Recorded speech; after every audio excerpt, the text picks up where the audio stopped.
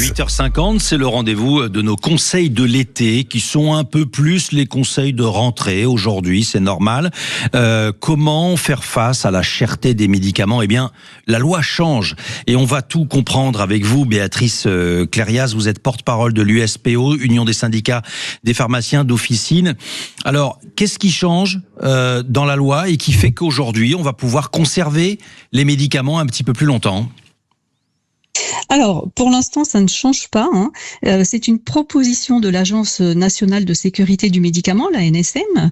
C'est une initiative qui demande finalement aux laboratoires, à l'industrie pharmaceutique, d'étudier la possibilité de prolonger la durée de vie finalement des médicaments. Alors, ça ne va pas se faire comme ça d'un coup de tampon. C'est pas parce qu'on décrète qu'on veut augmenter la durée de vie des médicaments que ça se fait comme ça. Il faut que les laboratoires qui sont partants pour cette expérimentation, cette initiative, puissent réaliser des études de stabilité pour être sûr qu'on peut prolonger cette date sans risque pour les patients. Le fil rouge, c'est la sécurité des patients. Après, le conseil qu'on peut donner peut-être ce matin, Béatrice Clérias, c'est de dire quels sont les médicaments les plus utilisés et qui vont faire l'objet de cette prolongation de durée de vie d'une certaine façon.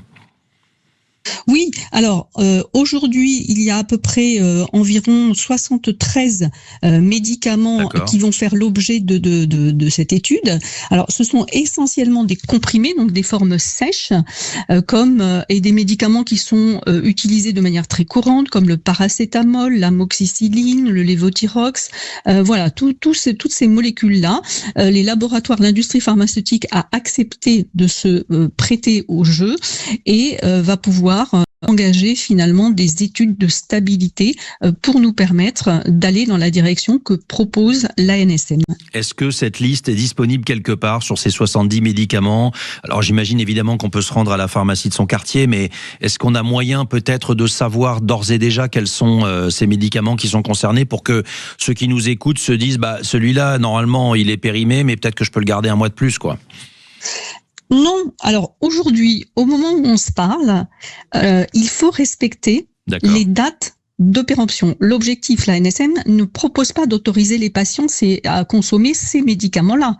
En fait, elle va accompagner les laboratoires pharmaceutiques pour prolonger la date. Donc, tant qu'on n'a pas le résultat de ces études, on continue à fonctionner comme on fonctionne aujourd'hui, c'est-à-dire on respecte la date de péremption des médicaments. On ne s'autorise pas soi-même à modifier cette date. Voilà, pour terminer, il faut donc attendre, là j'ai envie de dire, la nouvelle génération de médicaments parmi la liste de ces 70 qui arrivera dans quelques mois, j'imagine. Béatrice Clérias, combien de temps ça va prendre pour finir ?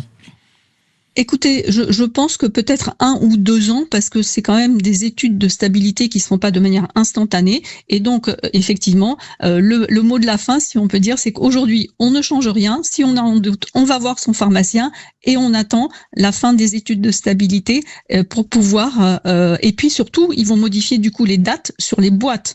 Donc, ce sera effectif et ce sera visible par les patients. Tant que cette date n'est pas modifiée, on ne change rien. On a bien compris. Merci infiniment, docteur, de nous avoir accordé du temps.